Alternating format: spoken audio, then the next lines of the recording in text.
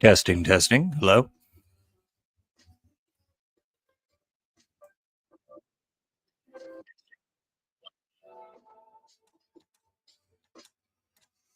How do I sound? Do I sound okay? Can you guys hear me? Hello?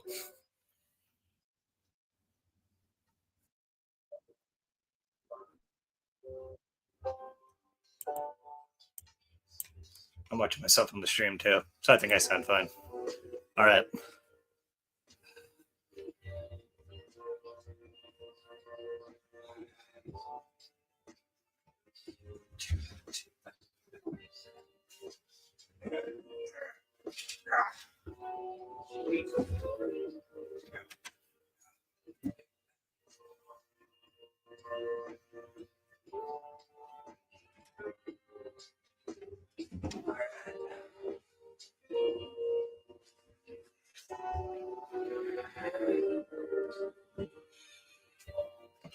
Hey guys,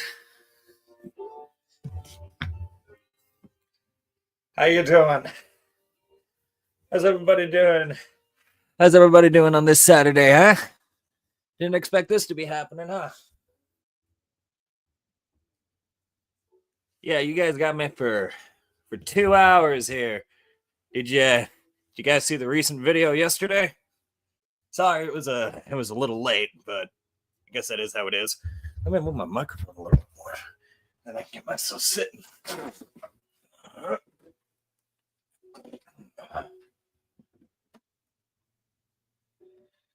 There we go. Let's put that here. Get this out of the way.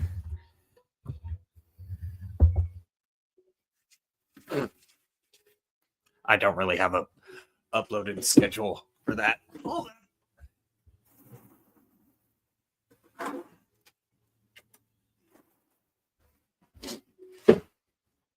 Okay.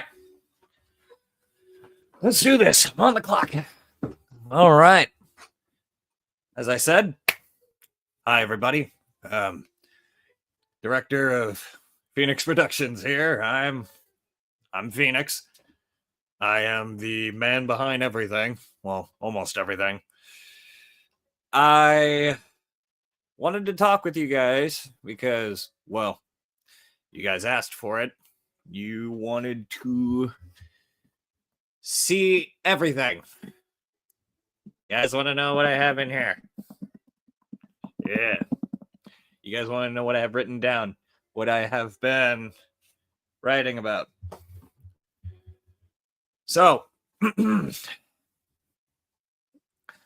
before I actually do begin, I want to actually say a few things. I want to say thank you again for this impeccable journey that I did not expect myself to. Ooh, sorry. I did not expect myself to get started on this type of. I did not expect to do any of this. And yet here I am doing it. Having to get myself involved, meeting with so many wonderful people. I never, ever expected to get this far. And I have the main people to thank is you guys. What do you mean, what am I doing? What do you mean, what am I doing? I'm broadcasting and trying to send this out to other servers that I'm in so I can get more people to watch the stream and they can see how my face looks. That's what I'm doing.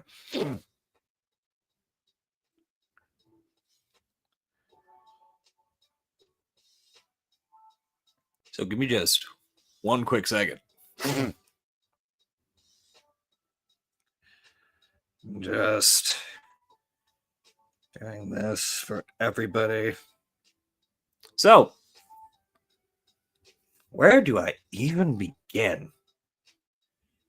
How about we start off with me answering a question? What is Phoenix supposed to represent? What was he based off of? What's he supposed to be? And how is he really different than other people? So originally, I thought of the idea with Phoenix being he's not chaotic. Well, the things he does can be chaotic. It depends on the people. Originally, Phoenix is supposed to be what I would describe as the representation of life throwing you a wrench. Basically throwing you an entire screwball suddenly out of nowhere.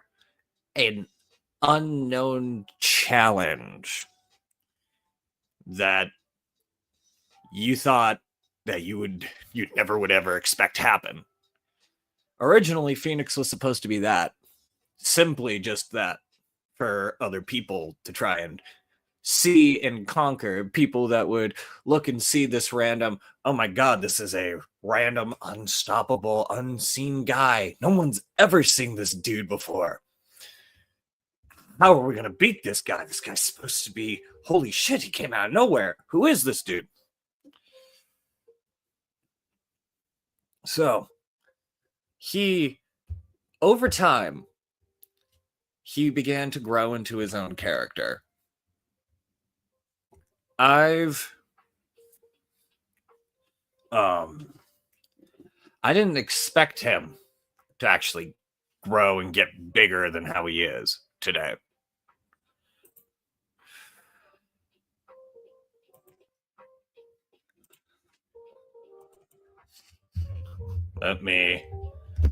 Sorry, I need to let somebody in here real quick, I think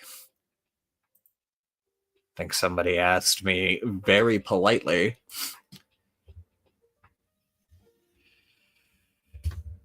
Let me post this here.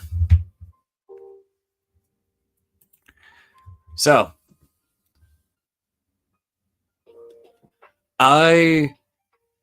back on with what I was saying. Phoenix is supposed to be the representation of people who... No, Bella, I'm just not going to have you join. Okay, Bella? No. I'll invite everybody except for you. I'm kidding. The rules are simple in the comments.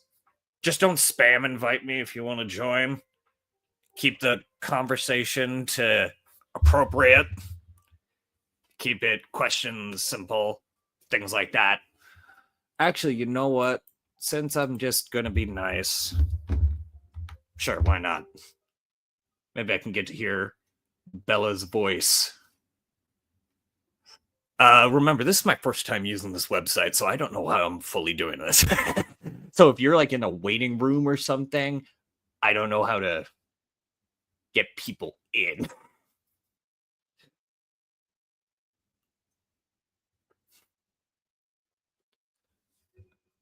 So, originally, I know I am going to keep this conversation. I want to keep it more about with me because this is my guy. So, I guess I have somebody in here. Who are you? Oh. Hello. Hello, Max. Hi. Hi. All right. Good to see you. Mm-hmm. All right. Yeah, I'm just drinking cola and hearing your, lore about your boyo. Yeah. You guys are going to be in this for quite a story. I got 2 hours to tell you all the stuff I've written about. Hey, Bella. First off, that comment hurt a lot more than it should have. I had to do it like that, Firebird. Good to see you, Bella. Good to see you. Nice to see you too, Max. Yeah. If I had a partner right now, I would pull off K-pop Demon Hunters and be like, "You're my soda pop." Yeah, no. Anyways. Okay, here is the person. Here you are. I thought you were playing Marvel Rivals with your friends. I was. I was playing Crossworlds on Switch before that, but yeah. I want to get Crossworld. I thought it's pretty good. Yeah, it's a goated game, but anyway, continue. Yes. Let me get my breakfast here, and then I'll begin at the start. So, to answer with the main big question that people actually had, what the hell was Phoenix supposed to be at first? He was supposed to just be a one-off guy that appeared in other people's series. He was supposed to represent life throwing you a random fucking, like a ratchet at your head. A unknown and unstable challenge that you'd have to overcome. Something that you never expected to appear. Something that was supposed to be based off of what challenge that you were supposed to be facing at that time. He was supposed to be the physical representation of what you were supposed to face. But I kind of took that concept and I kind of ran with it a bit. And over time, he began to grow into his own person, his own lore, his own story. And I got my team, and especially Watcher 2 right there, to thank for that, for helping me push forward and write my own things with it. And over the past year or so, I've been secretly writing things more onwards. Mhm. And so today, I'm going to show you what I got. But here's a few things I'm going to say. I will say a few certain characters while I'm telling backstory that I will not tell you about. I am going to keep them as a surprise because they may appear or they may not appear in the future series. So yeah, I will not be talking about future events of what's going to happen. I will be keeping the story of what I'm telling you guys here right now strictly all in the past, because Bella here actually had a good question. When would we ever see, if we could, would we ever see how Phoenix's world was destroyed? The events of that what happened. Instead of making a video, that's been mentioned so many times, and I'm like, why have we never seen that happen? Like, because originally I had the idea with that where I wanted to keep it as ominous or leave it up to representation of what the fans would have thought of what could have happened. I thought the idea of keeping it, mysterious and things like that. But since I wrote down everything, I'm just going to spoil it and tell you guys everything that happened. No, don't spoil it because we can do it. I will tell you only the key important things. The stuff that I don't want to do in a video. I will just tell you things about how stuff led up to the point. And also, there won't be things that I will be repeating that I've already shown on the channel. Like, for example, the last video was Maria's origin story. I will touch up a little bit on there because somebody asked a question. At the end of the video, the angel that Maria talked to said its name. Its name was Azazel. Somebody asked me, was Azazel the Azazel that we know? Goki. Was Goki the spirit that talked with Maria that gave her her power? No. No, it wasn't. I would say No, nah. they weren't.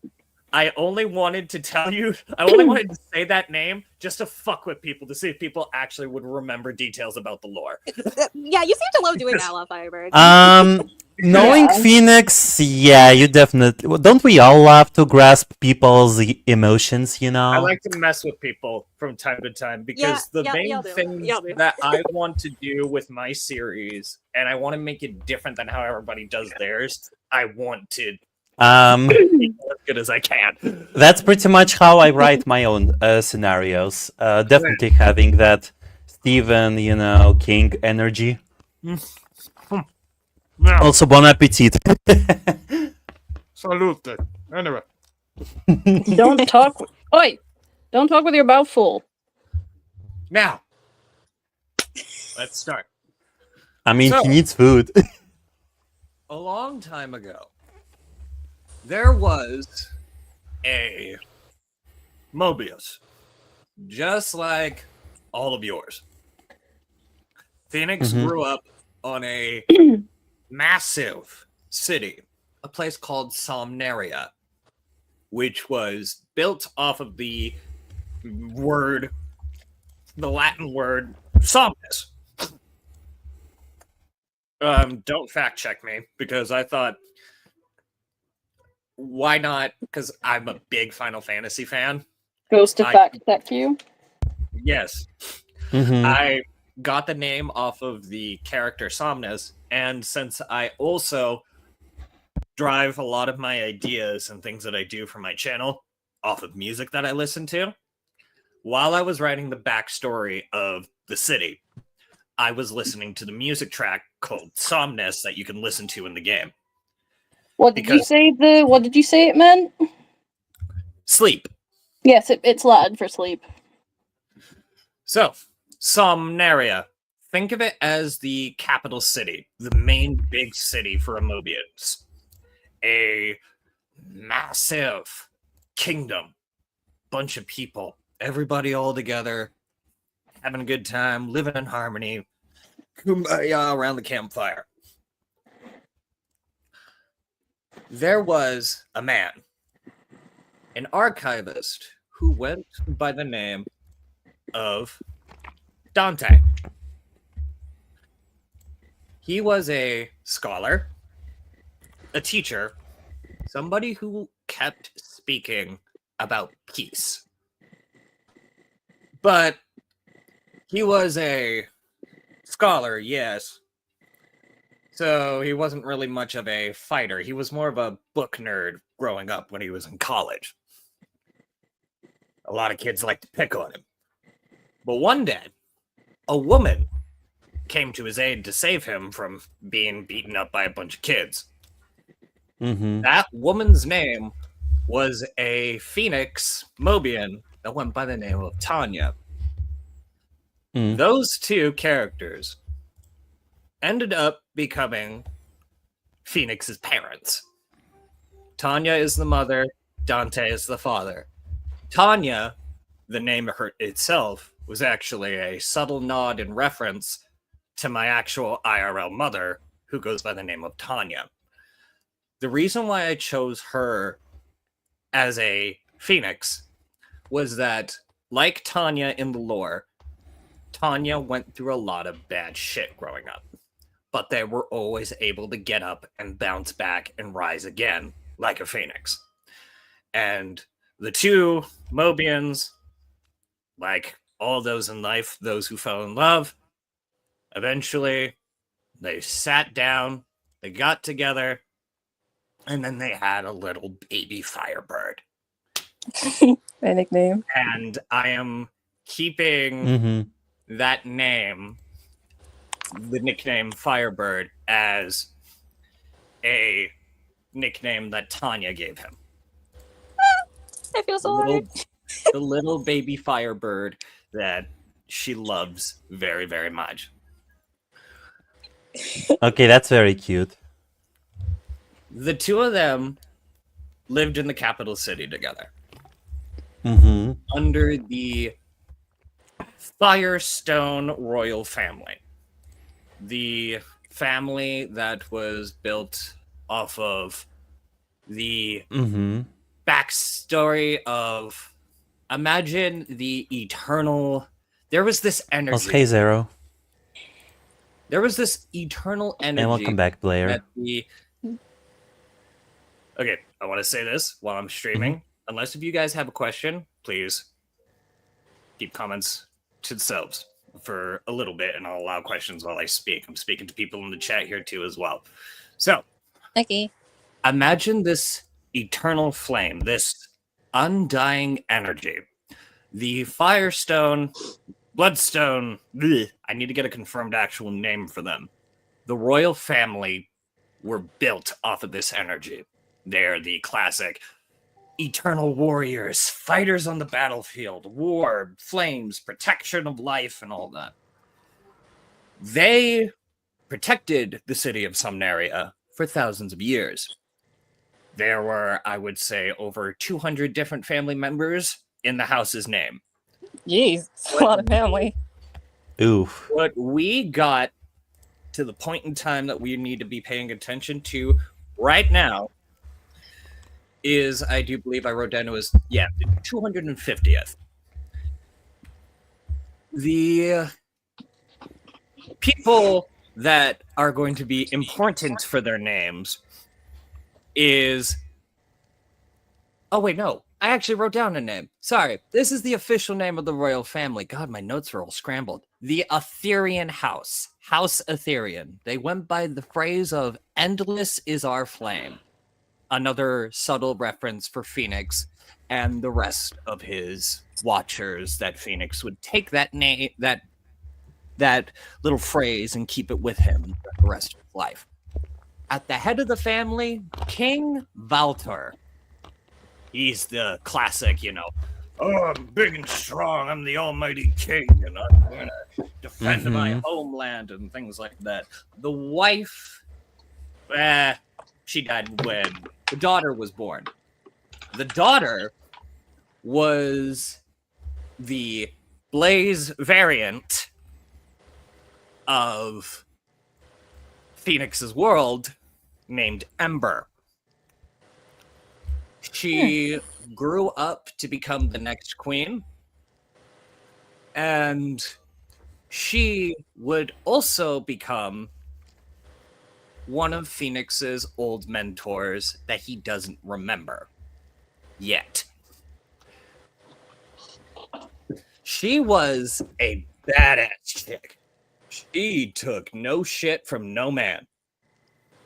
She was smart, kind, brave, and willing to protect her people.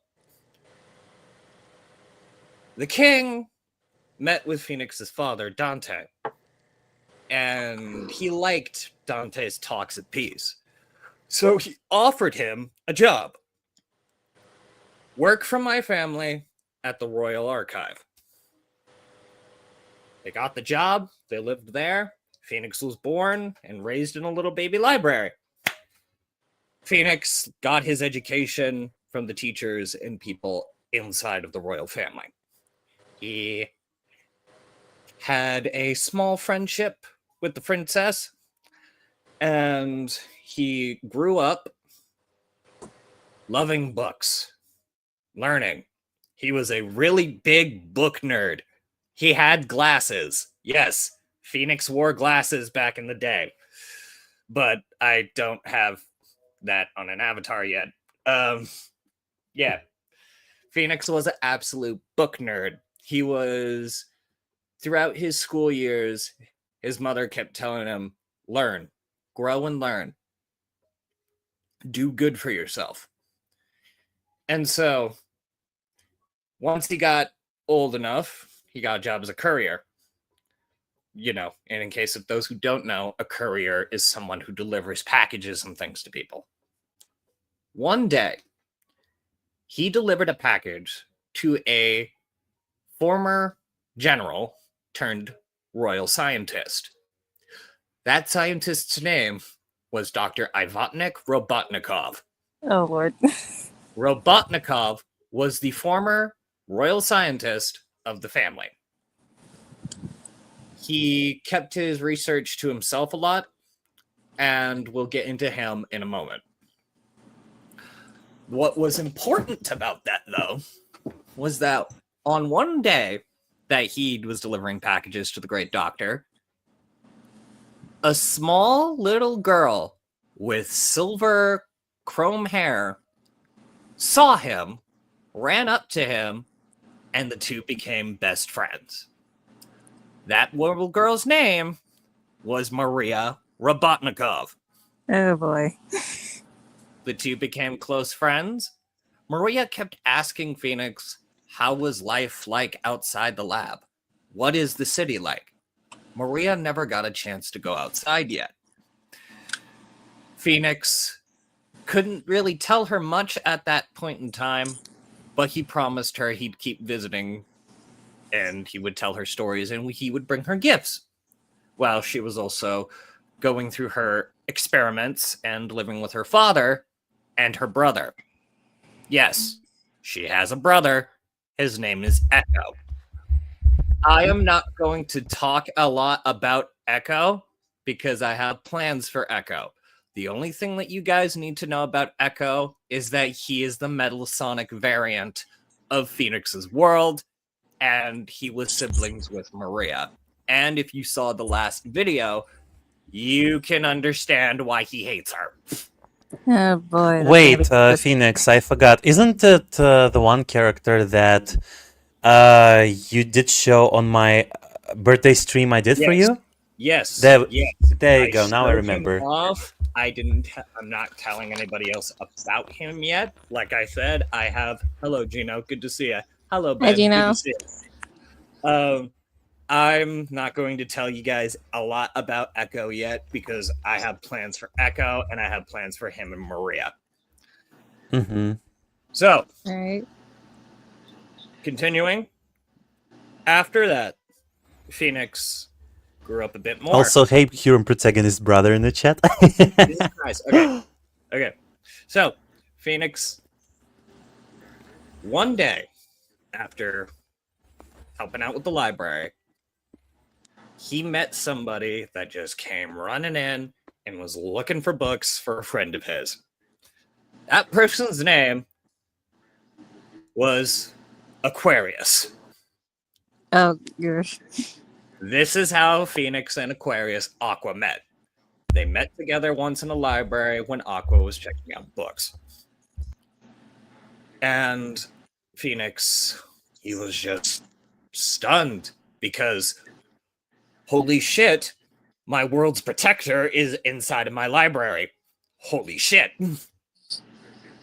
He was very shocked about it, and he was mumbling a lot with his words, but Aqua found that kind of funny and a little adorable, and the two began to strike up a conversation. And the two of them eventually slowly began to tolerate and became friends. Now, about with Aqua and his role in all this, with the Watchers at that time, there was only one Watcher every thousands of years. Aqua was the world's protector at that time. Just 1 quick second. I need to let somebody in.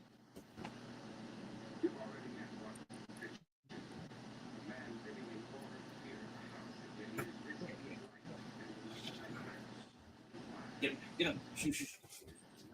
Hey, it's the doggo. Doggo cameo. Yes, Bubbers. Baby, it's the Bubbers.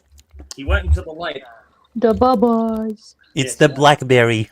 Yes, he went into the light. All right.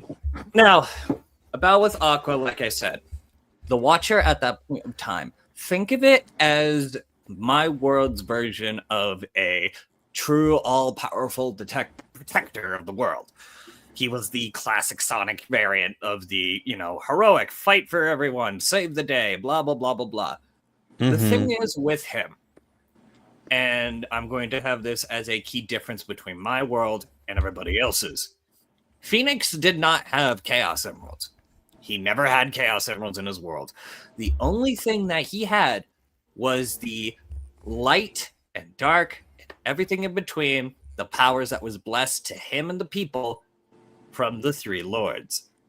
Morgana, Shalom, and... did I say the name? No. Huh? Sorry, you guys ain't gonna see. Yeah. You guys ain't gonna Keep see. keep the name of the third lord until we are going to release it. Okay. So- Okay, but if Phoenix doesn't have any Chaos Emeralds, then how did he manage to achieve his forms? Those forms, Secret. That will be okay. explained. That will be explained. Mhm. All I can say is, no secrets are safe from us. Well, especially me. So anyway, That's We'll why. see That's about why. That's why I'm not telling. That's why we're not telling. Because So, someone can't keep their mouth shut. yeah. Also, don't mind me. I'm having French pastries with spinach, but I'm still listening. now, with the Three Lords, they basically bless Aqua and then eventually Phoenix with basically omniversal true power. Like, when there is something wrong in the world, they sent Aqua to be like, go fix that. A Watcher's power is far beyond others that they could possibly fathom. At the point in time now in the series, Phoenix is barely tapping into his full power. The rules for being as a Watcher are simple. You cannot use your full power when you're interacting with somebody else's story. By that, I mean when I am in a crossover with somebody else's tale. If Phoenix is not the main character in the episode or tale at that point in time, Phoenix is not using his full power.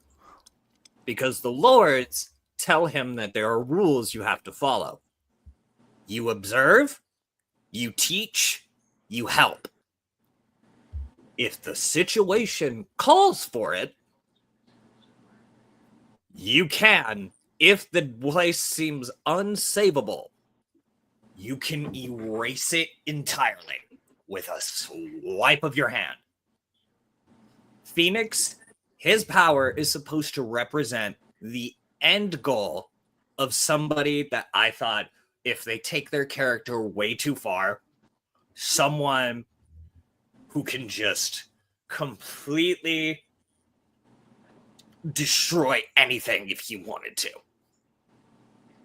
But Phoenix is also supposed to be the type of person that is like, I may be a Gary Sue or whatever you want to call me, but my power is not what I'm defined as. My power is not what I do. I don't wave my hand and just destroy things left and right, left and right. I do not do that. I teach. Phoenix has other things that he does to show people the kind of person that he is. And it's not just with the power gap alone. He's not built off with the power. I don't rely a lot on with the power.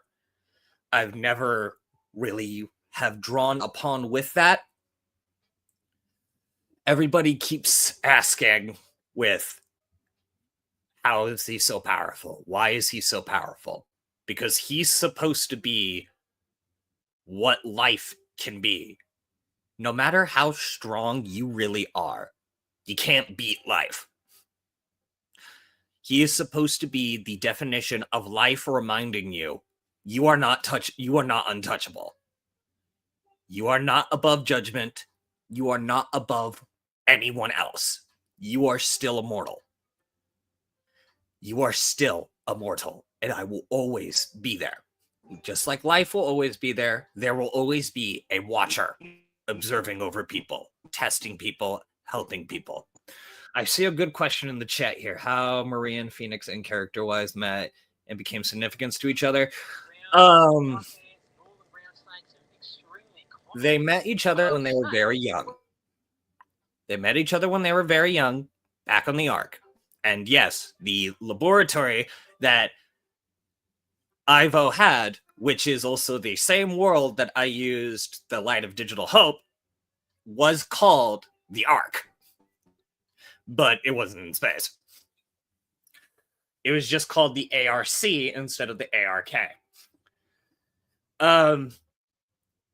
The laboratory, got it. Yes, it was called Mhm. that, or it was called the lab. So getting back more into with Phoenix, Aqua protects the world, everything like that. For many, many years. Until one day, he gets into a fight with Ivo. Aqua, Ivo, classic Sonic meat and Eggman battle. He fights and meets with a agent or a former soldier that was also in the royal family army. A bat. A very certain bat that everyone knows and loves. Aqua meets Mirage. gosh. And they first met as enemies. They fought, and they ended up falling into a cataclysm together. No, not a cataclysm, a cave. And they both got stuck. They both were stuck for like 3 days. No food, no water, nothing. They only had each other to talk to. And Aqua being Aqua, he likes to talk. And Mirage being Mirage, Mirage thinks it's fucking annoying. And she literally tells him, if we get out of here alive, you can talk, we can hang out, do whatever you want. I can't take another second sitting in the dark with you. Get me out of here. And Aqua does exactly that. He gets her out, nurtures her back to health, and the two become friends. The two become close friends. And it's not revealed at the point in time that Mirage, since the very beginning, was a spy for Ivo. It was never revealed. Nobody knew about it until the very end. Aqua takes Mirage and brings her to a temple filled with a bunch of Buddha priests, monks, all that, where she meets a certain Echidna. That Echidna's name was Orion. Orion was a monk. He's the Knuckles variant that is unfortunately no longer with us. That is just buried in the hole in the ground. I just also realized that Yes. nobody really found his body. Yeah, his I mean, you never showed anyone finding his body. my body, Mirage's body, Orion's body, GP's body. GP's body, Warmonger's body. Yeah, well, there's no bodies. I mean, I like to put that as, since how you all saw Phoenix's world is kind of a very shitty, barren wasteland, I would like to imagine that there's like just a big giant hole in the ground, like in the crack in the earth, that their bodies just fell into. is that why we never see them? It's just a giant trash. It's just a garbage disposal. It's just a giant Is garbage disposal. that why we never? Is that why we never see the bodies? No, I can't believe no. that's what you think of me.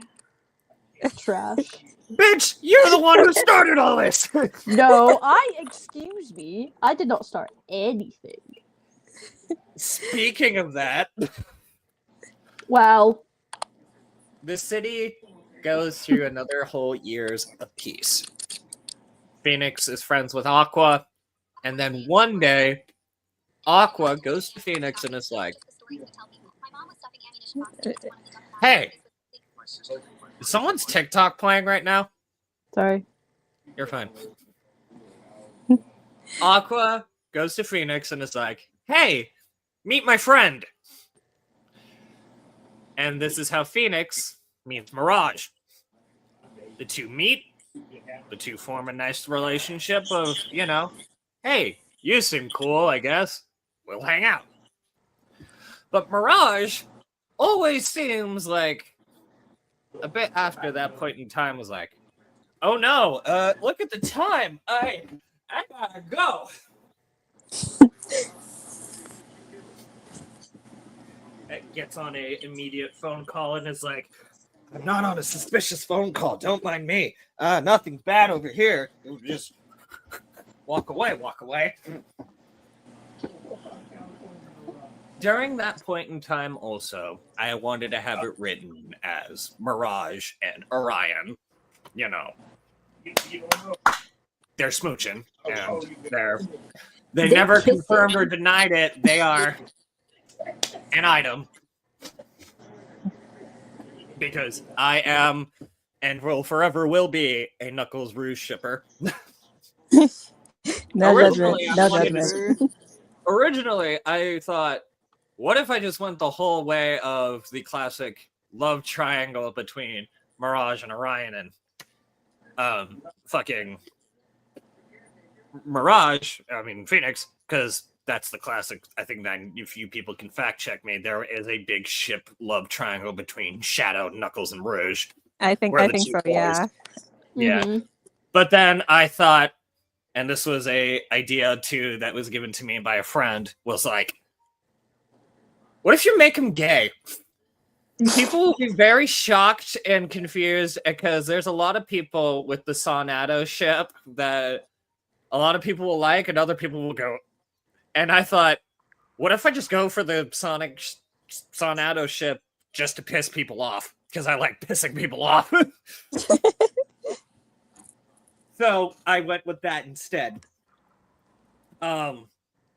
Yeah, so the three of Mirage, Aqua, and Phoenix, they were the dynamic trio, as I like to call them. They were going on so many different adventures. Chaotic moments ensued. A lot of arguing between Aqua and Mirage. Think of it as like you're the kid at a dinner table and mommy and daddy are having an argument. And Phoenix is just sitting there a lot of the times just going, I really don't want to be here right now. And also, about that, the specific adventures between Aqua, Mirage, and Phoenix at that point in time, I will be doing more episodes exploring that time together. So I'm not going to tell you the shit that they went on. Let's just say prepare for some laughs, because that is one thing that both Blair and I remember Bella telling me a bit about. My channel is a lot more serious than most other people's channels, and it wouldn't hurt to have some sweet moments. And I started that off with Phoenix. Yeah, it is. One day, Phoenix was able to sneak Maria away from her father, and the two went on a day together in Station Square. That was the first episode where I thought, that was actually really sweet. So, from that day on, Phoenix and Maria, whenever they could plan it, Maria would always try and sneak out because she wanted to see what the world was like. She never saw anything outside the walls of her father's home. She wanted to go. And so they do. And eventually, one day, after meeting with Phoenix and hanging out, Phoenix would introduce her to a few more friends. The first main friend that I have like official names down is a woman, and I haven't told Blair this yet. I have an Amy variant that goes by the name of Amanda. With these names that I chose, I wanted to take names that could be like similar but different to actual Sonic names. Like Amanda, I took the AM from Amy and I just added more onto it. I'm Amanda. I'm 6. Amanda, I'm 6. Yeah, Amanda. She was originally. I had a few different things pinpointed on notes about what she was at first, because I didn't want to just do the classic, oh, she's a baker and does tarot cards. At first, I wanted to have. She's a NASCAR driver. She's Hell a yeah. sports driver. But I thought, NASCAR driver? yeah, she's a she extreme racing, things like that. You know, get the I blood love pumping. extreme racing. References to Sonic Racing and shit like that. I was playing Team Racing at that time when I was making her. Yeah, Amanda, hyped up, filled with energy, always happy to hang around with people. She was more closer with Aqua, but she always enjoyed hanging around with Phoenix when the time came. Maria and Amanda was the first people out of all of Phoenix's friends that Maria met. They hung out, and Maria, well, feeling a little inspired from Amanda, she kept sneaking out and doing her own thing more. Little rebellious 9-10-year-old girl being able to say, fuck you, Dad, I'm gonna go run out and have fun. Fuck you, Dad, I'm going out. Not dressed like that, you're not. I shouldn't say that. You're 10. I should not say that. No, I will wear whatever I want, Dad. Don't. You're 10 years old at this time. You can't wear anything else that is not fully covered clothes. People will think that's weird. I wear shorts and a cute top. After a long while, the princess decides that, okay, pop quiz. To let me know that you guys have paid attention. What was the princess's name? Blaze variant? Go.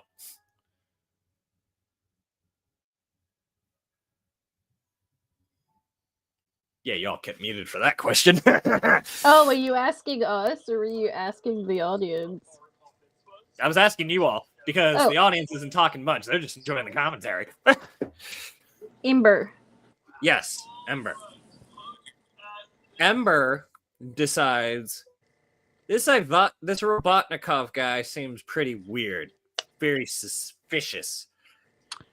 I do not want a former general turned scientist really fucking around shit in my family. So I'm gonna develop my own things of protecting my people, things like that, helping me make my decisions. I need a royal advisor, but I need an advisor that I can teach to help follow things in my own way perfectly. So what does Ember do? She builds Warmonger!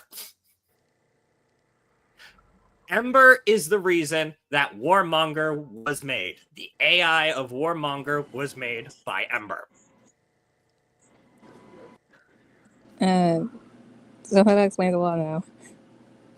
Yes, built off of the... That's why when you guys saw Warmonger for the minimal time that he was on screen, he was all like, I will fucking kill you! You will die! You will die! You will die! So, Warmonger gets constructed. He's built as the AI intelligence that basically oversees the protection of the entire city. Makes a gigantic, unbreakable barrier. Huzzah! The city is safe. And then Ember is like, you're doing weird shit. I can't prove it yet. You're doing weird shit. How it gets revealed will be revealed soon. Aqua keeps fighting off Ivo when Ivo keeps like, I don't get that motherfucking hedgehog, fucking robots and shit. Pew, pew, pew. Aqua has never ever really gotten a chance at that point in time to prove to Ember, hey, this guy's doing bad shit. Nobody knows where the robots come from. And during that time, Phoenix, with the help of Mirage, realizes that Phoenix kind of likes Aqua. And Mirage basically looks at him and go, in her own special way, stop being a pussy and ask him out! I want to have it canon where Mirage literally walks up to Aqua and goes, you, come here! You, come here! And then Aqua's like, ah. And she literally sits him down on a bench, and then she points at Phoenix, going, "You sit next to him. You two talk your shit out. I'm gonna go get a drink at the bar. Don't keep me waiting because I'll be drunk." And then the two have a heart-to-heart. Eye raiser. The two have a heart-to-heart, and eventually they start dating on the down low. They date for a while. It's all nice. Phoenix meets basically everybody else that was a Sonic variant of his world. And we cut to the important date of an episode that I posted where Phoenix asks Aqua, "Will you marry me?" And I want to have it as Aqua was the last person that Maria met out of all the friends. Aqua was last. I also want to say that, Blair, baby, your introduction as Maria during that video was very cute and funny, and it actually got me to jump a little. That's why I had the camera zoomed in on you, because it's literally just sneaking through the balls and going, "Bah!" And I was like, Jesus! And like, I zoomed it in. I tried to level it up as good as I could so I could just see your head poking out. Like, It was when you kept zooming in on my face. I was like, why are you doing that? because it was funny. I was like, why Gremlin are child you behavior. We love to see it. zooming on my face. Like, A lot of the cute, funny episodes, I'll have more funnier edits in with it. It was when we were in the little bit with the flowers. She kept zooming in on me, like, and I'm like, yay! And I'm like jumping up and down, like, stop! Why are you zooming in on my face? Happy claps. That was more Do you supposed want to to be know? the off fact that you were topic doing this. quickly, since we were talking about Amy, the name Amy. So I recently, it's still going on. We have a storm right now. It's called Amy. We've dubbed it Amy. And my power went out for 12 hours. I was like, Miss Amy, if you don't stop right now, we're gonna fall out. This Miss is Amy Amy. with your fucking storm, right? This is her hammer, and she just going Tornado hammer. Nah, like my sister's friend, her roof, the tiles on her roof literally came off, and my neighbor, his fence, blown off completely, wall broken, everything, stone wall destroyed, trees uprooted. I'm like, damn.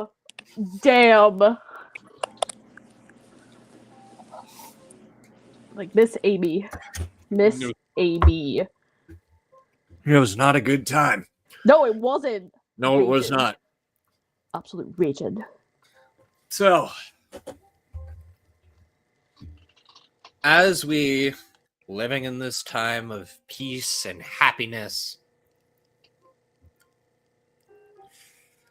we cut to orientation day. Oh. This is the day that I want to call, and that's going to be the name of the episode. So I'm telling you guys that now. I will be calling that episode Orientation Day, of how Phoenix became the next Watcher. Ivo, before then, well, I guess Bella couldn't handle the truth and died. Orientation Day went with, beforehand, Maria had a experiment done on her where she was taken to a special place. I want this to also be revealed that that last episode literally happens a few days before Orientation Day. Literally a few days before Orientation Day, Maria is taken to the Void, where she is given the powers of the Void.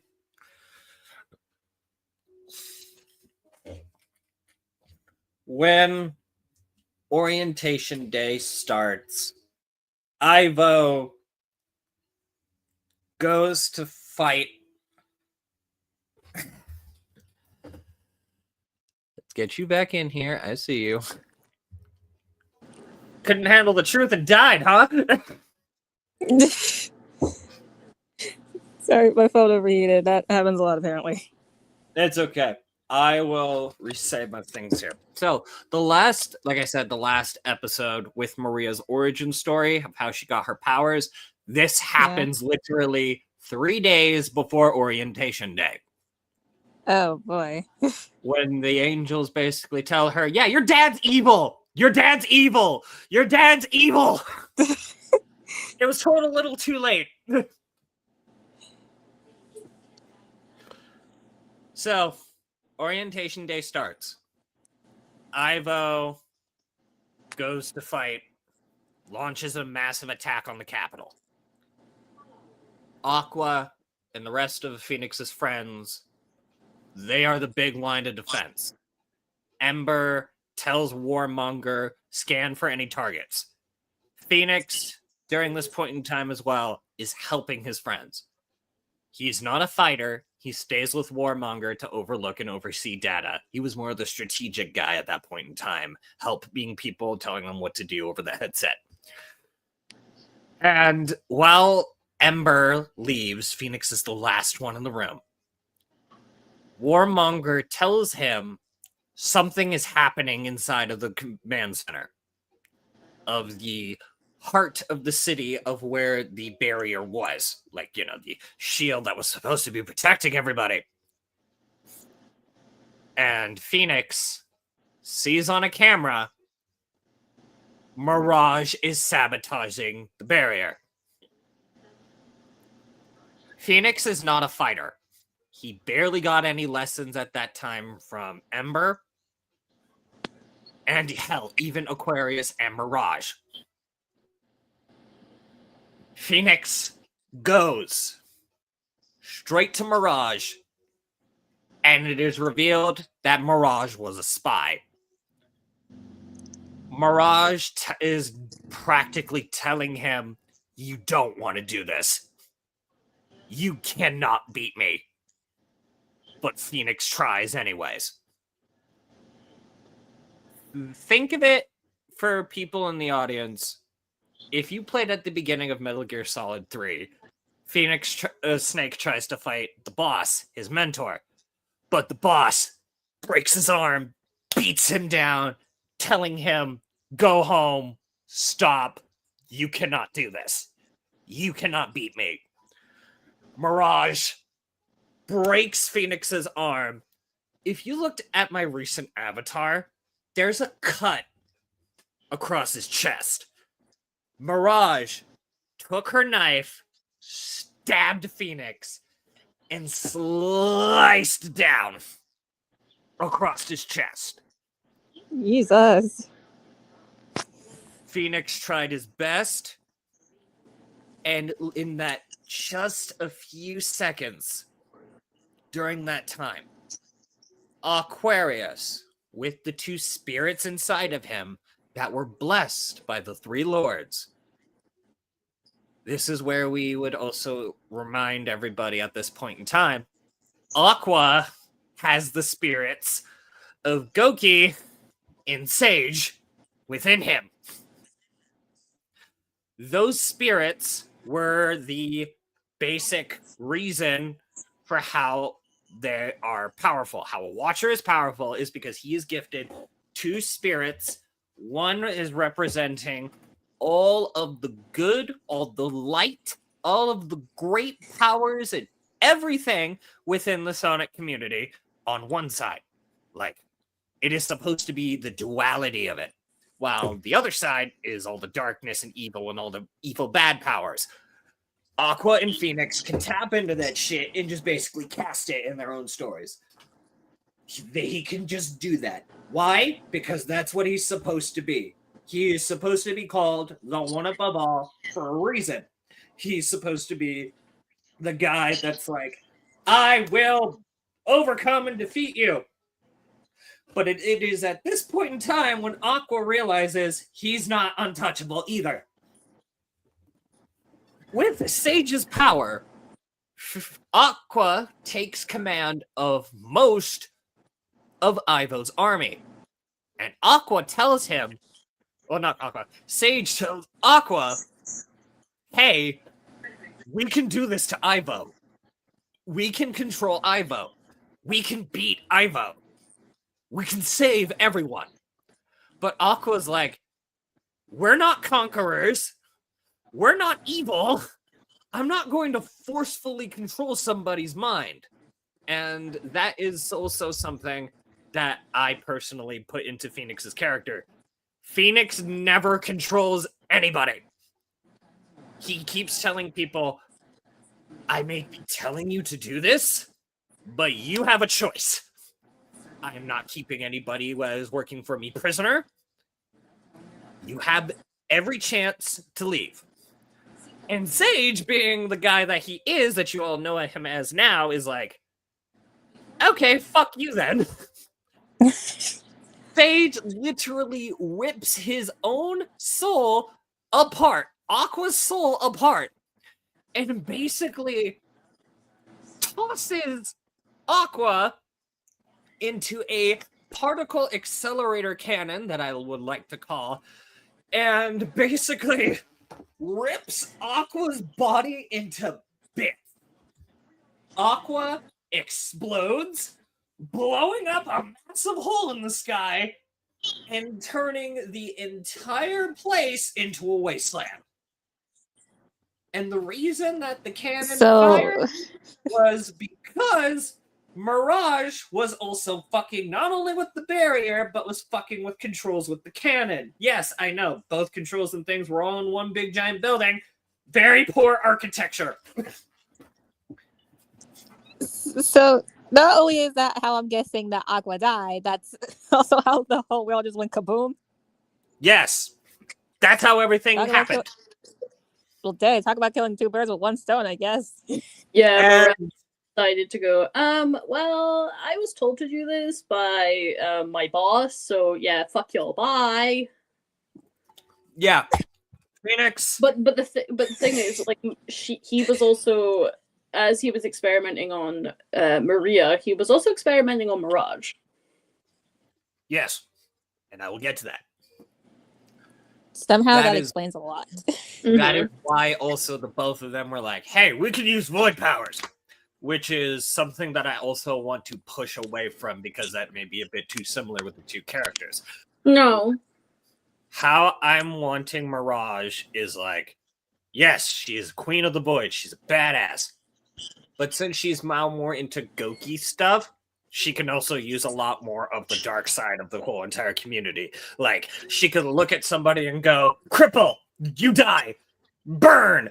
Mind crush. Literally, she could fucking crush her and just someone and just go, you're gone. Mental domination. She literally has like all the powers of Goki now because she's technically in Goki's chair. Maria is the more into the void with the angels. She's the she is the void and the void is her. Yes. That is her domain. Yes. The void is the void itself. It doesn't matter what universe. The void is her domain. If you are in the void, you are not winning against her. Think of it as like this. This little circle is supposed to be the whole community. The outer circle like this is supposed to be everybody else's stuff. Imagine a line, a singular line outside of that circle where everybody's stuff is in. The place of nothingness, void, complete darkness, black. That's where Maria. That's where Maria is. That's her place. Right. Okay then. So, orientation day happens. Phoenix is like, wakes up very slowly. His body is burnt to shit because, everything blew up. He is trapped under rubble. Mirage is gone. And as he's just seeing this massive smoke cloud, he sees a woman walking towards him. A grown, adult, human woman. This woman would be the official first debut of the Dark Lord Morgana. Hello, sweetie.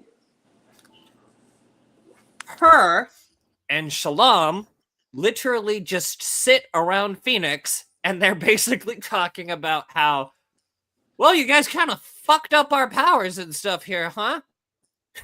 You couldn't stop the bad guy and the world was destroyed. You failed our test. Yes.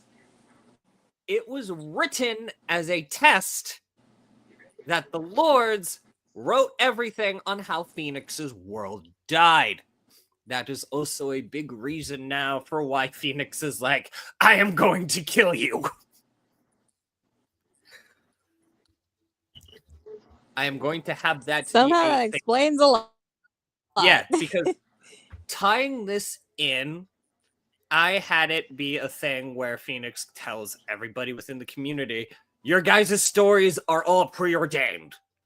Nothing is original. Nothing is original. You all are written in your own tales to suffer your own fate. Phoenix was also, unfortunately, a victim of that. So, Morgana talks with Shalom, and they're wondering what the fuck are they going to do, because they don't have a Watcher or a world anymore. For this, they're thinking, let's scrap the world.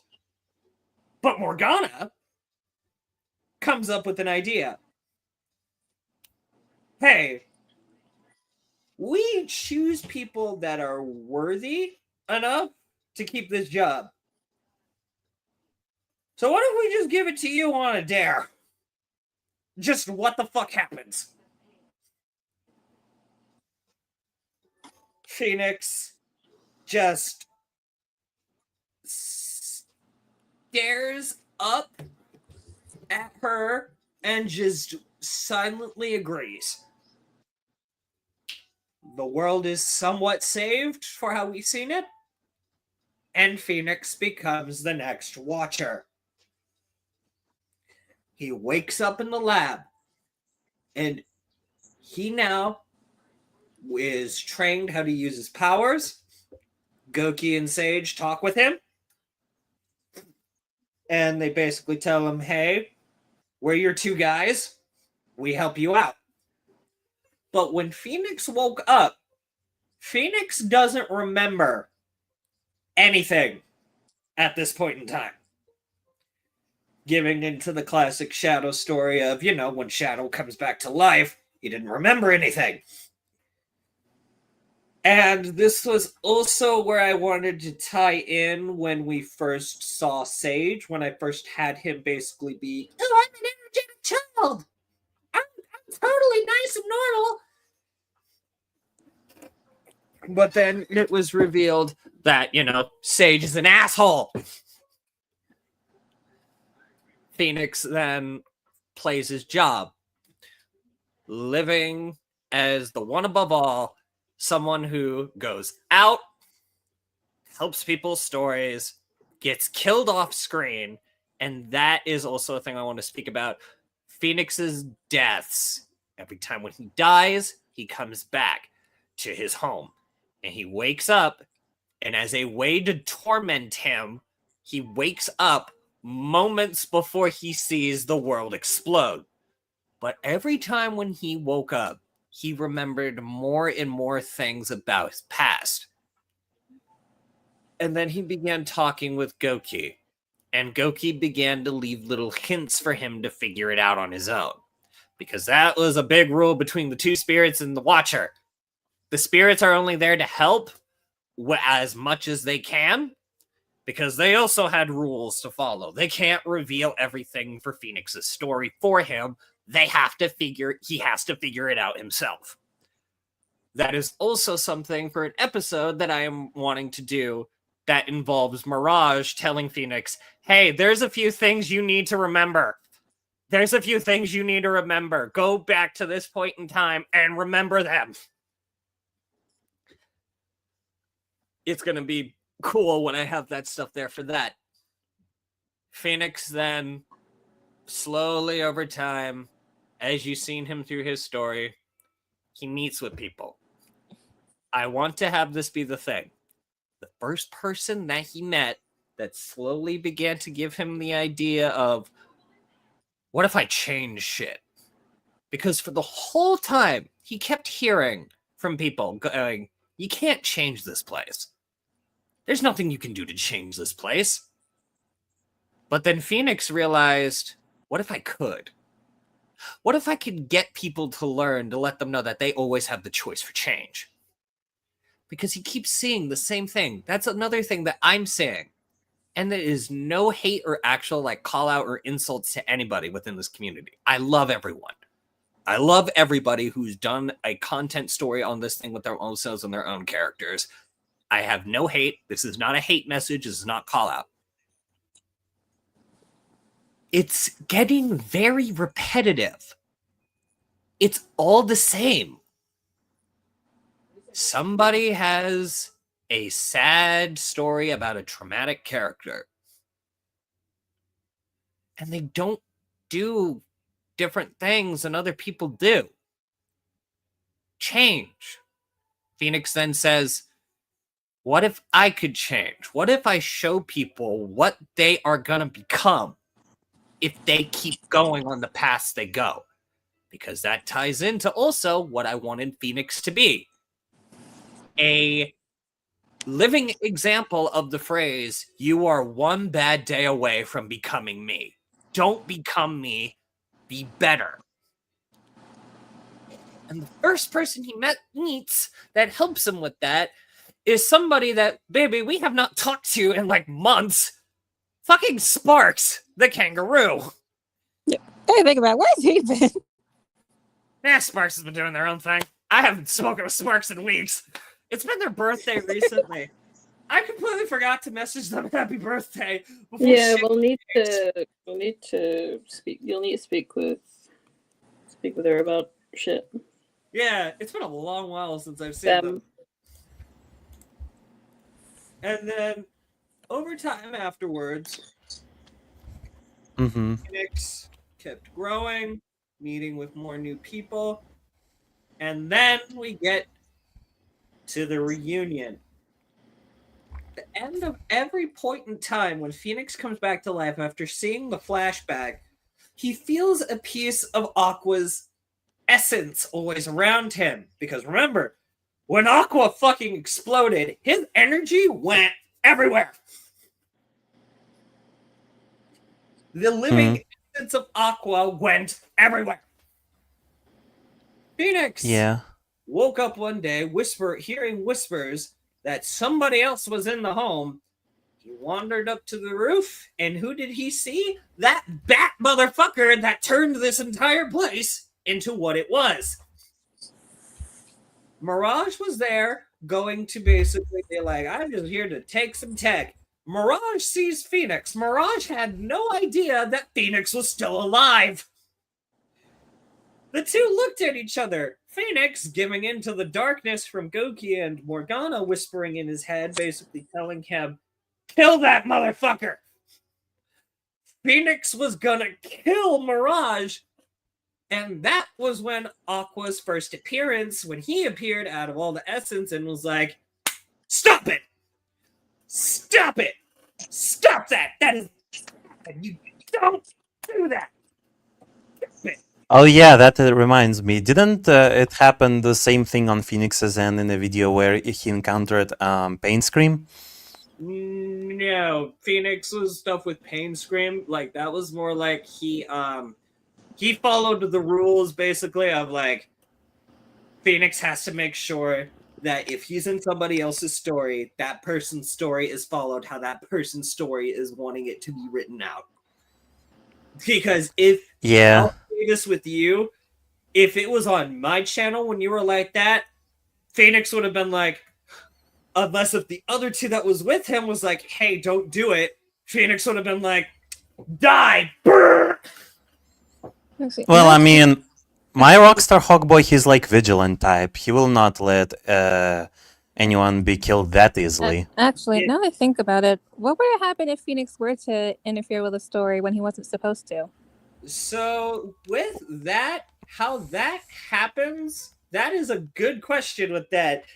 If Phoenix gets involved with a story that he's not supposed to get involved in, how it happened before, the lords above were like, stop that, die, delete, throw your ass away, get back in your home. I mean, actually, speaking of God thing, actually in the future, like once when Max will be able to like resolve his thing with Maximilian, he will be actually becoming a demigod where he can balance both Radiant and Dire. So yeah, that's what's gonna happen. He's gonna be a demigod You basically. could tell your own, you could reveal that stuff and stuff on your stuff with your stuff. Can't wait to see that. I mean, it's not really a secret anyway, since other people knew about it. I'm just saying. Yeah. But yeah. Now, Also, really quickly, because I've been meaning to ask this question for like a bit, because you mentioned it so many times. So we know at some point in time, Phoenix is gonna die. We know that part, but it's like yes. if he's come back from death so many times because, well, he's part Phoenix, how is it now at a certain point he's actually going to die? So the thing is there with that, hmm I have it written as nothing lasts forever. Phoenix will eventually, after basically showing how to everybody in the community, because like this is what I've been wanting with the point of my channel, with my stuff, with everybody's things. Eventually it gets to a point where you can't take it anymore. It gets to a point when you have everything on the community on your back for so long, it hurts. Everybody else gets their own special endings of like, oh, you get the girl. Oh, cool. You get the nice ending. Oh, cool. You get the god powers and you become the next Jesus. There are some people that are just like, I'm just tired. And I just want it to end. I just want to go to sleep. And that is going to be the sad but truth ending that Phoenix wants. And that's also the thing that I had written where Phoenix doesn't want to be saved. Phoenix will not be saved. No matter, like, for example, with Max, if he's like, hey, I could save your world. I could stop you from dying. I could release you from your pain or whatever. Phoenix is like, I'm doing it my own way. No, you can't. There is nothing anyone can do that can stop Phoenix from his preordained fate. Because like all things in life, eventually we are all led to the same point. We grow, we live, and then we eventually die. Um, And Phoenix, more like. Okay, continue. no, I'm telling this now for everybody. No one, I'm going to say this now, I don't give a fuck about how powerful other people are. I am going to have an ending where Phoenix does die. He gives his last bit message to telling with everybody of like how you guys are all the destined people of your own fate. You guys are the only people that you guys can do. Realize more about how other people around you are and realize to those people that if you can help them, help them.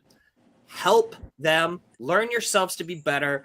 Be different than how other people constantly are being around you, because no matter how much we would like to admit it, we all are eventually just common copies of the same thing. And we're trying to be different, and you still can be different. Yes. But remember, we're all living in the same gigantic universal sandbox, and we keep trying to just fight and argue and get across with one another and being like, oh, my stuff is all this, my stuff is all that. At the end of the day, Phoenix wants to say, you guys just watch what you guys are becoming. Learn to be better. Learn to be stronger and more of your own person. Don't stop believing in yourselves. That will be the final big message that I want to leave for Phoenix when he passes on. So how he does pass on is that how he passes on is a really cool idea that I actually thought of, Bella. So what Phoenix is going to happen with is that he's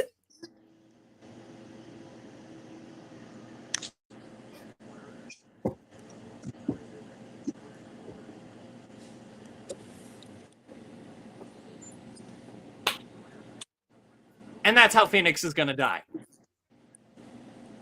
I couldn't hear you when you said that, and I think that was That was intentional. the idea. I'm not telling you. I know you're not telling me. That's the thing. I'm not telling you how it is. I'm not telling you how he's going to die. You know. have to wait until that I happens. know. Honestly, that kind of reminds me of one quote, you know, every story has a beginning and the ending. Yeah. Just like people's lives, pretty much. Now, if you excuse me, I need to take a swig. It's all good. But yeah, when you were talking about Max's reaction whole thing to, you know, your boy's death, I would probably say he would probably be alarmed from Granger, and yep, Max is gonna have a sorrow mindset again. Yay! But here's another thing too that I'm also having it like when Phoenix gets to the end. This is one thing that I'll tell you all. Phoenix will do this big message, but when everything is all set and done, I am going to erase his existence from everyone's memory. Phoenix will do his stuff. He will leave his message behind, but nobody will know who said it. At the end of Metal Gear Solid 3, it was revealed that this big bad guy turned out actually to be somebody who wanted to change the world, to unite people again. And that's what also an idea of why I'm tying in with Phoenix. Phoenix wants the worlds to change, but he also wants people to come together and learn to change. He wants people to come together. He keeps seeing it happen, the attempts, but the people never follow through. And that is also something that I've been with references from before. Like, I've seen so many different groups of people trying to unite people in this community, and nothing follows through. Things can change if you can put in the effort and follow through. Another thing that I tied in with Phoenix's lessons with teaching with people, if you fall off your path, life will send me to come after you and remind you what the fuck happens if you fall off of it. That is what Phoenix is, like, one of his big main things that he's supposed to be. Can you fall repeat what you just said, please? Your mic did a funny. Oh, it did? Oh, I'm so sorry. Yeah. Did I move it on Also, accident? you have about 35 minutes. I see the timer. So, with Phoenix, his main goals, he wants people to come together and unite and learn and realize to one another that they can change, that they can be better, that they can unite themselves and be better. Now, back with more lore. Let's talk about the two lords real quick. Morgana. She's supposed to represent the embodiment of all the bad shit that happened within this community. All the evil, dark thoughts, everything that was bad. She is the physical manifestation of that. Shalom. He is the main one. The one of neutrality, the one that's supposed to be like, oh yeah, I'm here to help people and also fuck you too. He's the one that follows everything in between. And then there's the Lord of Light. Yeah,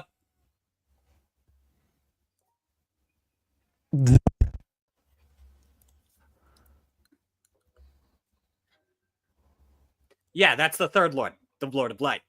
So, Phoenix, over time, he looks to this stuff and he goes, you three are the physical embodiments of why this shit, this entire community is happening the way it is.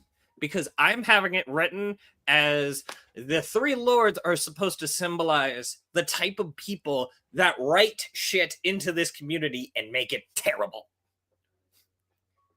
They are supposed to be the representation of the repetitive, the bad ideas, the things that are causing Mobians and people inside of this community to feel pain. The reason that everyone is suffering is because of these lords. These three lords, the big groups of people that exist out there. And that's another thing that I want to tell you with this too, that Phoenix is going to do that other people can't. Don't try and just say that you just suddenly can do it, by the way, because I'm saying this. Phoenix sees the audience. Phoenix can see you, Bella, beyond your screen. I think I've been aware of that for a while.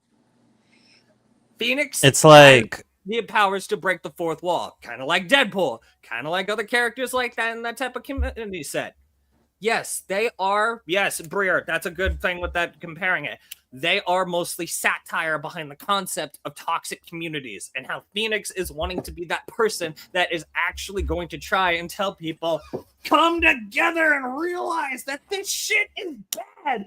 You can change it. You can fix this. You cannot. Well, you don't really need to fix something. You can make it better. You can improve it. You can make yourself and do your own thing. that's what I call conflicts of egos, pretty much. It's like fourth wall breaking on steroids. Literally. So, yeah, back to point. Phoenix is seeing that this stuff is happening. And he's like, I'm going to change it. Somehow I'm going to change it. And I swear to God, I'll take this whole fucking community with me as I am dying. Because there's only so much Phoenix could take. And here Phoenix goes on his adventure. Recruiting people. Telling these people that are around him, that his war council, that he is telling them, you guys got the truth here. This is what's happening. Change it. Learn it. Be better. And that's why he's got his war council. That's why he has GP, Iris, Min, and everybody else that came in and out. And unfortunately, during that point in time too, Phoenix has taken a few casualties from the war council. There are several people that came in, and then people that left, or well, died. Like Danny's dead, Ace is dead, Surging Sonic is dead.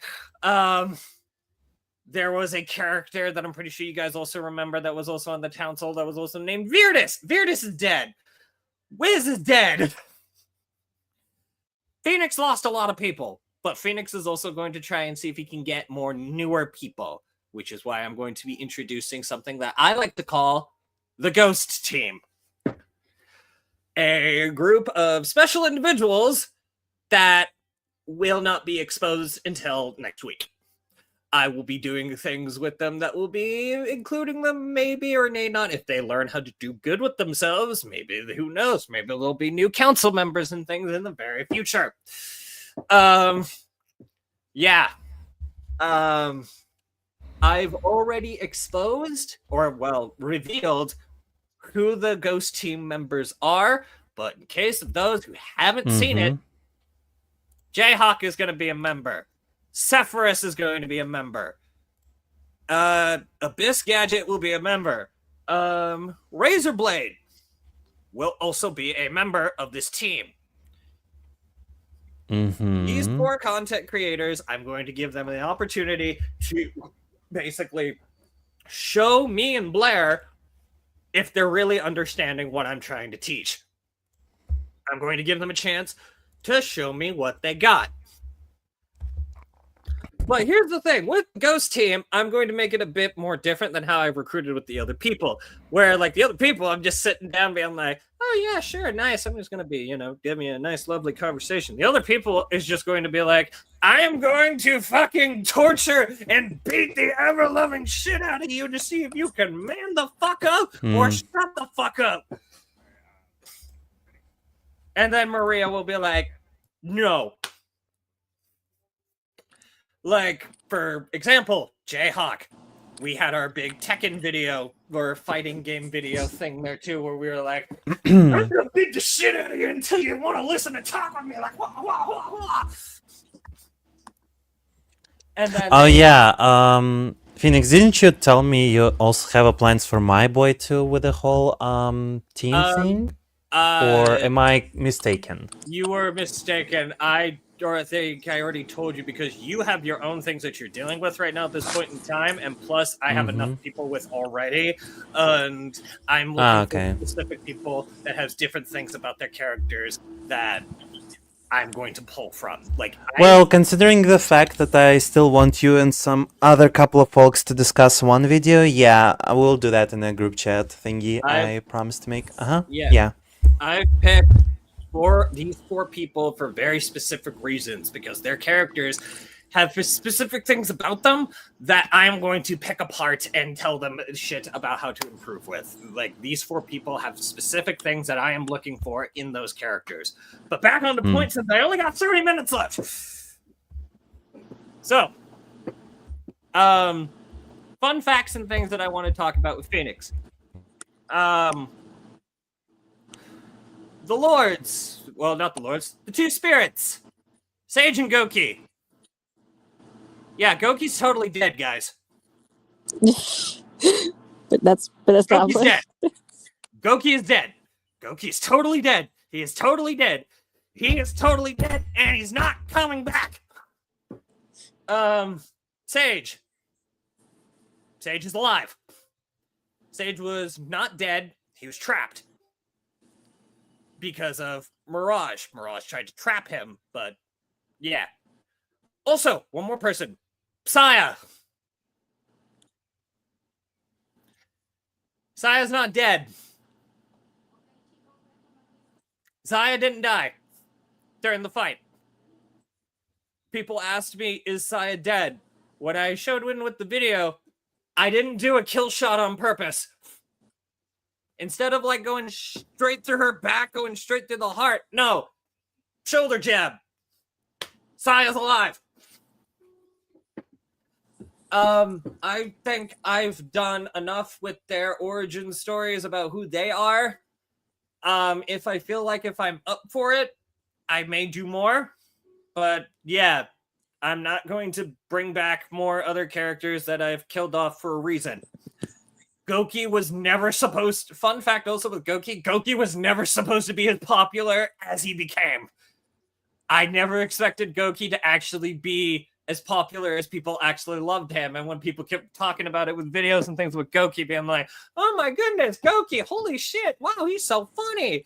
And then, I know you guys don't want like talking about it, but I'm not going to say their name, but it's because of a certain video where people just kept walking up to me when they recognized me and go, hey, Goki, what's a hash brown? And I hate hash browns now because people keep asking me the same goddamn fucking thing afterwards, and I always respond to them as Goki, it's a weed. That's hilarious. It's a weed. You have no idea. You have no idea how many people kept asking me, what's a hash brown? What's a hash brown? It's a weed. That's hilarious. I didn't expect Goki to get so popular, but I appreciate that you guys did with fucking that. Yeah, Goki was actually named after Akuma from Street Fighter. What other fun facts can I actually tell you guys here in this point in time?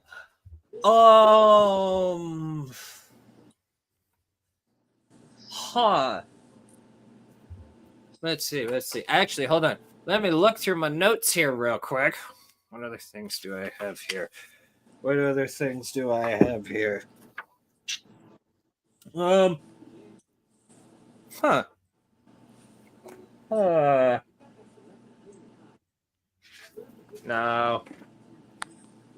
No, I can't reveal that. No, I can't reveal that.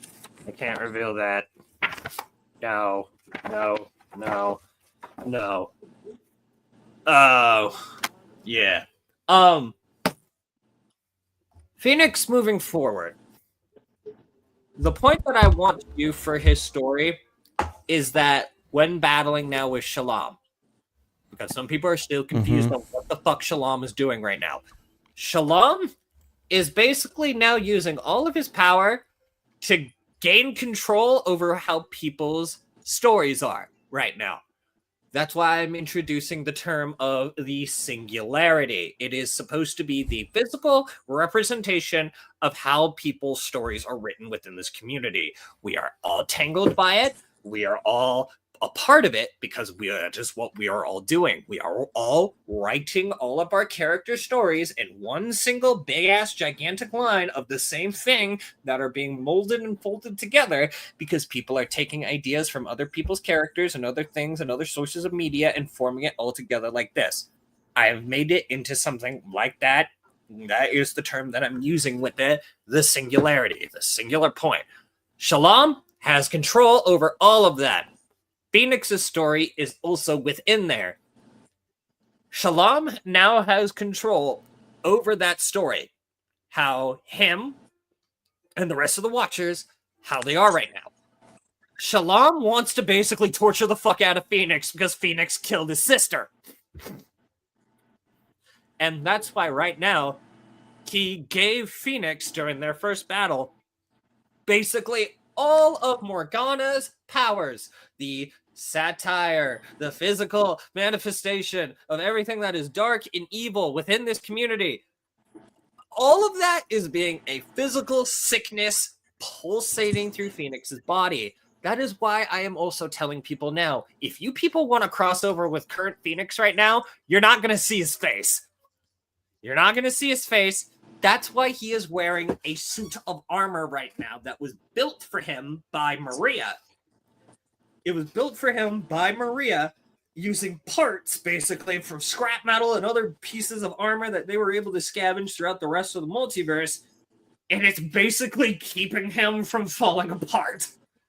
Think of it like a nuclear meltdown, like how a reactor core starts hissing and burning and breaking down. The armor is what's keeping him cool, because if he took that armor off before he can have a chance to calm himself down, his body will break apart and he could just, he's not safe fully to touch anybody yet. He's not safe to touch anyone yet because, like I said, if he takes off the helmet, let's say, for example, Bella, if Phoenix looks at you full on dead in the eyes with all this shit pouring out of him, you'll start seeing a different thing than your normal Firebird. You imagine it where you would see like some sort of horrific eldritch monster thing pouring out of his fucking eye sockets, trying to bite and grab your face off. If anyone gosh, looks at I'm already imagining how my child would react to that. She'd probably be horrified. Gives Yeah. me the Walking Dead vibes. Literally, he is, yes, he's like that. Also, Jared, you made a good point there. He is like burning Godzilla right now. He is hissing with all of this dark energy within him, all this bad shit. And because the community is how the community is, there will always be more bad shit going on to him. And that means Phoenix will be in more and more and more and more pain. He will be in more pain. Nobody, like that's I said also with before, nobody can help him. He needs to figure it out himself. And that's also why I also said earlier with like Mirage and all the other spirits and things too, when I said, hey, I can't help you fully, but I think I know something that can help you. You gotta figure it out yourself. Follow these steps. That's why Mirage is telling him, go back in the past. There's something there that can help you. You need to figure it out. Go back there. And that will be revealed in due time. Hi, Power. Good to see you. Hi, Power. Hello. I have not talked to that man in a long while. I haven't either. It was good seeing him again. Yes. Other things with it for this. What else was I going to be saying? Yes. With the rest of this story moving forward, like I said, Phoenix will be wearing this fucking big ass suit of armor on him all the time. let me give you a height comparison for how he'll be for other people. Say, for example, my phone. Completely at this point in height. Okay. Imagine this being like, what? The average height for a Mobian, like, what? 70, 85, 90 meters tall? No, 75, because they're much more smaller. Very small.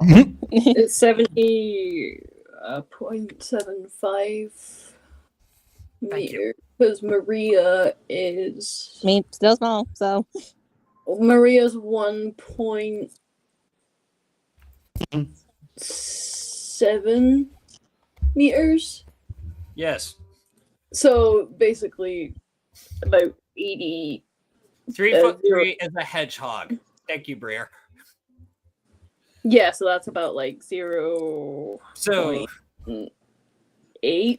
comparing that into feet. So, for example, your average hedgehog is 3'3". Phoenix's armor, he's 6'2". So he's tall. Got it. Yes, he's gonna be a tall motherfucker in the suit of armor. That's also another fun fact too that I wanted to say. When Phoenix and Aqua were dating, Aqua was tall, Phoenix was small. When Wait. you have the Watcher's power, when you have the Watcher's power, you grow a few feet in height. Wait, how tall is gonna be Phoenix with that armor? 6'1". Ah, so almost like me in real life, because I'm 6 feet 5 inches. He's gonna be tall compared to other people. I guess both me and my child are due to be shorter than people. All I can say is, can't beat me. Mostly gonna be he's gonna be wearing armor. He's gonna be doing with all that. And what was the other topics and things I wanted to speak about? Other things I wanted to also speak about when it comes to Phoenix. Somebody actually made a very good question. Describe how he fights. Why does he fight people? He doesn't fight people without a reason. He doesn't do things like he does without a reason if he thinks people can't be saved. That if he thinks people that can't learn, he will do his best to help teach people in the best ways he can. If they don't, well, that's on them. When it comes with his power, like I said, if it's in my series, unless if I have a reason to kill you, I'm not gonna kill you. That's the thing I'm gonna tell with everybody. Phoenix, the power scaling that I'm wanting it to realize that there is a massive power gap.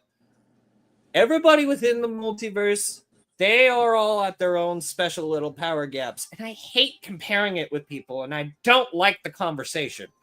But to just get it out of the way, you people are here. You're supposed to be here. The Watcher's power, that is supposed to be literally the power that could literally break the fourth wall and tell people, your story is gone. He is supposed to be above everyone. That is what he's supposed to represent. Phoenix is supposed to be representing what happens when you people are thinking you're untouchable. Phoenix is that thing that reminds you, hey, you are touchable.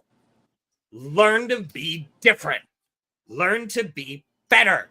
Learn to be better. Don't compare your power with other people. Do your own thing.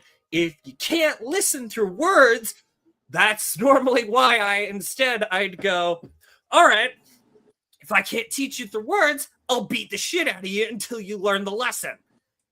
It's a harsh lesson, but it's something that people would need to learn. People need to get that through their head. No one is touchable, not even Phoenix. Phoenix is bounded with his own rules and shit that he follows. He can't just go full out on to people. People will then respond back and things by going, well, my character could stop this. Well, you could stop that. Phoenix does his own thing for a reason. He does his own stuff with it, not as a way to push people down. He does it to teach people to be better than how they are at that point in time. That's why he goes after people. That's why he goes after people that he thinks, hey, there's something wrong with you. This is going to happen at your end of point in time. If you're going to keep going on this, you need to wake the fuck up. You need to change. You need to change for yourself, and you need to change for people around you. Because at the end of the day, no matter how tough you think you are, no one can outrun life. No one can outrun life. It doesn't matter how powerful you are. It doesn't matter how strong you are. Power gaps, inconceivable when it comes with the grand scheme of things of life. No one is stronger than life. Nothing is stronger than a life. The life you live, no matter how hard we try and run, you can't escape fate. You can't escape what life throws out for you. That's lessons that I try and teach people and tell people. Live your life.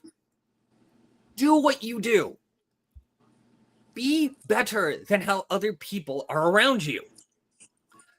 And if you don't see any way of trying to change that, be better, be different than that.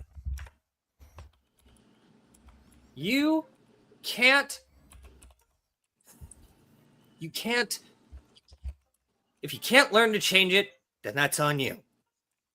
And I want to have it more as I'm approaching the end with my closing statements. Holy shit! Wait, hold on. This! What's this? Hey! I just see who the Holy fuck! Holy! Holy cow! What There's have you YouTuber done? just pop up in and around our here. Holy cow! Hello! I did not expect that. I wanted to say hi. Just wanted to say hi, but I wanted to let you finish your speech. Motherfucker, I wasn't talking about you. Get out of here. No, I know. I was just saying. I wanted to say hello. Oh gosh. Letting you finish Good talking. to see you, Sailor. I hope it's good to see you. I hope your day is well.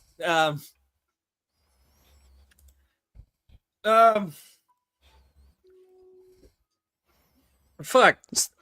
Oh my goodness. Back to what you were saying, basically, that Phoenix. shot me in the neck there real quick. I was stunned. I was like, oh my god. I did not expect Oh gosh. to show up.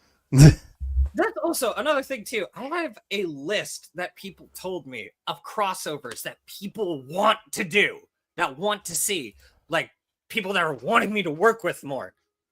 Sailor and AG, those two are at the top of the list that people keep telling me, hey, when are you gonna do a video with Sailor? Hey, when are you gonna do a video with AG? When are you gonna do a video with you meeting Dragon? Here's the thing. Phoenix with me, as personally myself, I'd love to meet with new people. I would love to work with new people. I've seen so many of this shit. This would be a fucking childhood dream of mine that would break the fucking internet, I bet, with how good of a story we could write with it. But if the story makes sense with how Phoenix would interact with these certain people, like, for example, if Phoenix met Sailor, which he technically already did in somebody else's story. In mine, yes. Yes, which is... God damn it, I want to do more.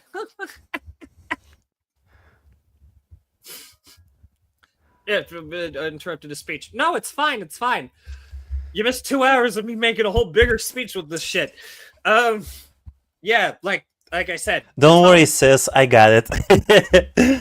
At the top of my list of people of like Phoenix, people are wanting Phoenix to meet with. Phoenix wants to meet with Sailor. People want Phoenix to meet with AG, Dragonblade. All of them. Everybody. And I'm like, if they ever see me or meet with me, fuck it, sure. I'm literally a Discord message away. I am literally friends with some of them on VR chat. If I'm friends with you on VR, and if you want to meet and hang out and talk about business and stuff like that, don't be a pussy. Call me. Talk to me, please. I need this job. I want to work. I want to work. I may be a Man just wants to get the job done. I will mostly be like, holy shit, yes, I'd be down. I work Saturday mornings. But yeah, I would love to meet with people. I would love to interact and work with people. Fuck you, Ben. I see you. Ben, I'm gonna smack you, bro. I swear. Yes. What do you do? Sense Oh no, I like to fuck around with him. It's okay. sense needs to be made, and a story on how good they pal of mine. needs to be made too. Don't want to make it random. Yes, yes, yes. Thank you, thank you. That's also a thing too with Phoenix that I wanted to say. Phoenix does like explains things that make sense, like with the and yes, Taylor, if you want to talk with me, I'm friends with you on Discord. I tried to message you a couple months ago and you never spoke about it.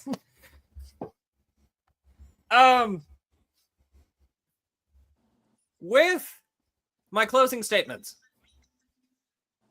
my channel, I want to do things that will like help people make sense and make things that people would actually look back on and be like, this guy was here for a reason. Great to be fair, Mr. Mari. This story is here for a reason.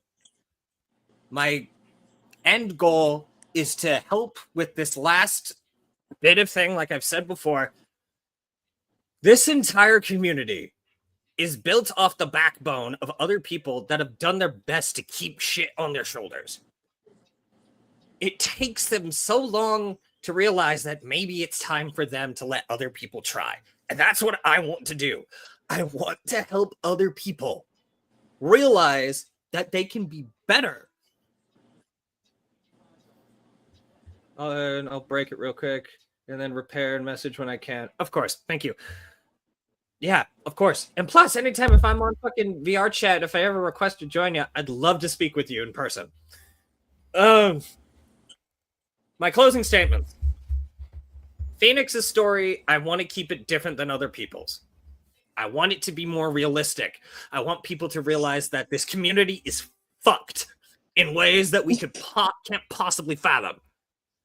And we'll just keep playing out the same repeating cycle of everybody using the same damn thing from other people over and over and over and over and over and over and over again. Unless we realize that we can make it different, that we can change. And I will continue to make my story be about that, helping people and helping me learn for myself. At the end of it all, once Phoenix is dead, that's it. Unlike how other people have said it, Phoenix will not come back. I will have a successor. I will give somebody else the reins to being the next Watcher. I will not come back. Phoenix will be dead.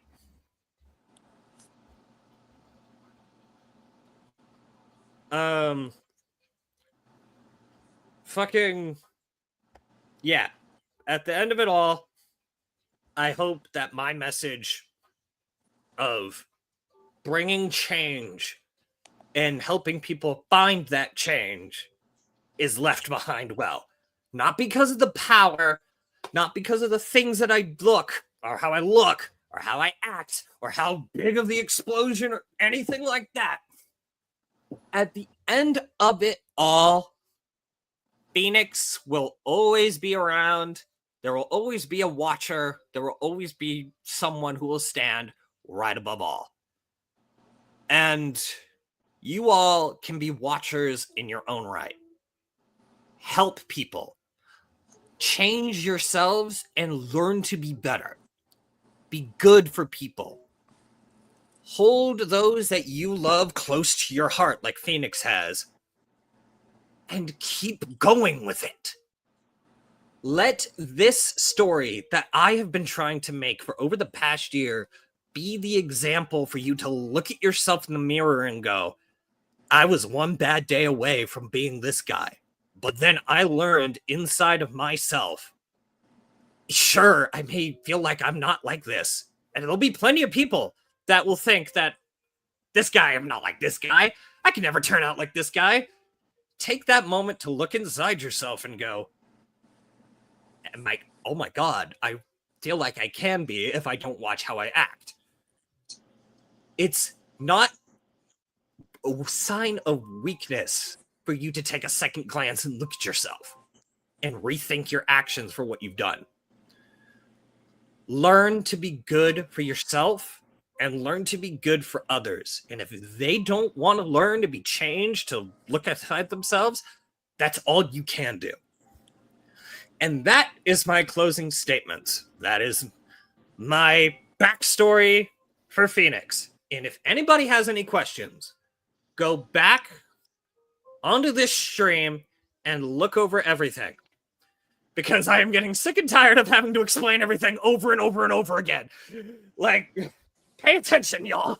And that's not an insult or anything to anybody. Like, I made this stream a way to tell people, hey, if you want to know about the lore of Phoenix, do this. I have plenty of other things that I'm going to reveal later in the future with plenty of old characters and new characters, such as a specific robot that will wanting to be may or may not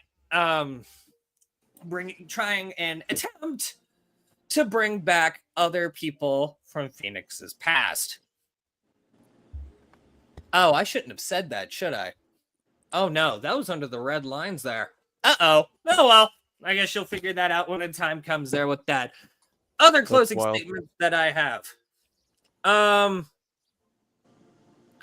I'm ready for when the end comes. I have the finale all planned out for what I want. It's going to be one hell of a ride.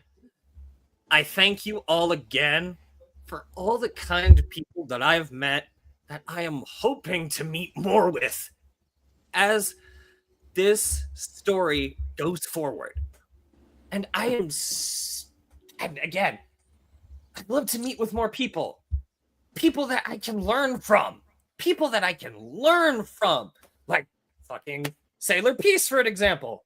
I want to learn how to do more with making this story and making it move forward. This is going to be one hell of a ride. I'm going to make it as twisting and turning as much as you people could possibly feel like it could. It's going to be fun. It's going to be sad. It's going to be happy. There's going to be plenty of joyful moments. But all I got to say is thank you all again for being a part with this journey with me for the Watcher. Okay. For the above all. Thank you guys so much. I love every single one of you that has been supporting of me, watching through my shit, heart and love out for the team that has helped me, especially for my loving wife.